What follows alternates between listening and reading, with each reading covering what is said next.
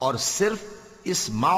اور راعینا کی جگہ انظرنا کہتے تو ان کے حق میں بہتر ہوتا اور بات بھی بہت درست ہوتی،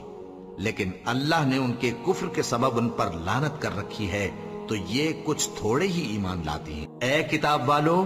قبل اس کے کہ ہم کچھ چہروں کو مٹا دیں اور پھر ان کی پیٹھ کی طرف پھیر دیں یا ان پر اس طرح لعنت کریں جس طرح ہفتے والوں پر لعنت کی تھی، ہماری نازل فرمائی ہوئی کتاب پر جو تمہاری کتاب کی بھی تصدیق کرتی ہے ایمان لے آؤ، اور اللہ نے جو حکم فرمایا سو سمجھ لو کہ ہو چکا۔ اللہ اس گناہ کو نہیں بخشے گا کہ کسی کو اس کا شریک بنایا جائے، اور اس کے سوا اور گناہ جس کو چاہے معاف کر دے،